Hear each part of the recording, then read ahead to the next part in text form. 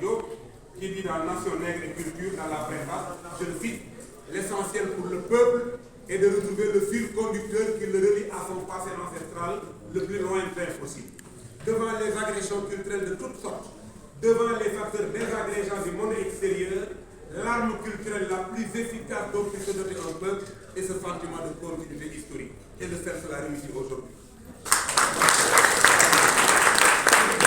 Mesdames, Messieurs, distingués invités, autorités locales, enseignants, parents d'élèves, religieux et coutumiers, chères jeunes générations, permettez-moi en ce jour mémorable du 1er mai 2026 de vous adresser depuis cette belle localité de Louga, berceau de rencontre et de réflexion, une parole portée par la conviction profonde que l'avenir de nos sociétés se joue avant tout dans nos salles de classe, dans nos familles, dans nos mosquées et nos églises, sur nos places publiques, partout où un être humain en éduque un autre.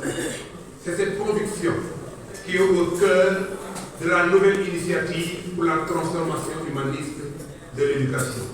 Lorsqu'on parle du 1er mai, on nous parle souvent de références internationales.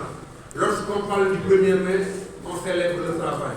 Mais nous l'avons déjà célébré ici au Sénégal, nous l'avons déjà célébré en Afrique. En 1236, à la suite de la bataille de Crinan entre Smaoro et Soundiata, il y a eu ce qu'on appelle la charte du Kourou-Kanfougan.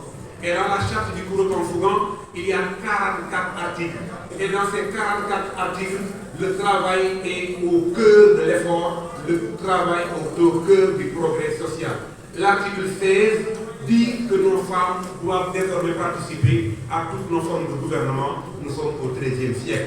Dans la charte du Kourou-Kanfougan, il est interdit d'être sous l'arbre à palabre, sinon on risque, n'est-ce pas, tout simplement de recevoir les coups de la société parce qu'on ne tolère pas ce qu'on appelle les gens qui ne travaillent pas. Il y a plus. Cheikh Ibra Fall, disciple de Cheikh Ahmadou Bamba Khadim Rassoul, écrit lépp loo xam ne sama ñàkk mën na ma ko may yomb naa ko ñaan yàlla.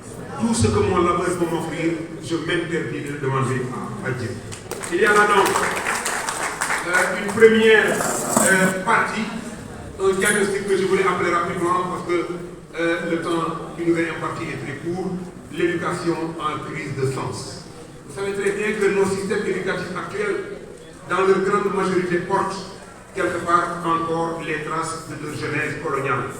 Conçus pour former des cadres administratifs, des exécutants d'un ordre économique exogène, ils ont longtemps ignoré les savoirs endogènes, marginalisé les langues maternelles et dévalorisé les pratiques culturelles locales.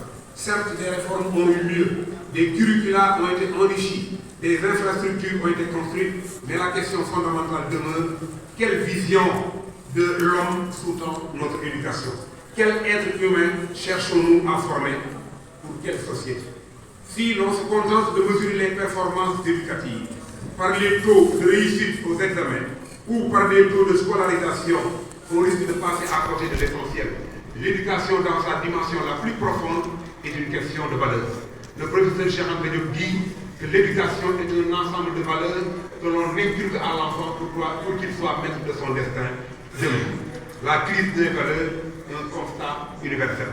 Partout dans le monde, et particulièrement dans nos sociétés africaines, confrontées à une modernité souvent déstabilisante, on observe une désorientation morale. Les repères traditionnels s'effritent sans que de nouveau les remplacent. La violence, l'individualisme exacerbé, la corruption, le désengagement civique, le mépris du bien commun, autant de symptômes d'une éducation qui a oublié son âme. Les jeunes grandissent dans un monde de plus en plus connecté, mais de plus en plus fragmenté.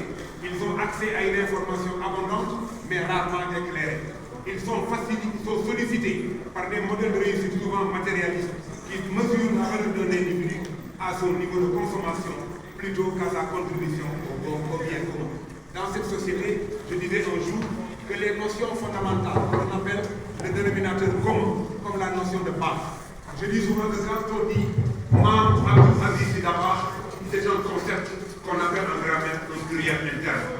Baax, c'est un dénominateur commun qui connecte à la fois ak a mën a def lu baax, ak a yiw, ak a yaru, ak a mën a def lu baax, ak a am yërmande, ak a gëm boppam, lépp ci yaa baax lay mujj. Bukki ba nga ko waxee baax ak bon dañu jël naa baax ñu ne ko lu tax mu ne dafa noppale. boo bonee kenn du wax ak yow boo bonee kenn du la ñaan boo bonee kenn di ñëw ci yow baax na dafa metti parce que dafa yàgg te dafa doon dans ce contexte de crise des valeurs et d'inadéquation des systèmes éducatifs que la NITE prend toute sa raison d'être.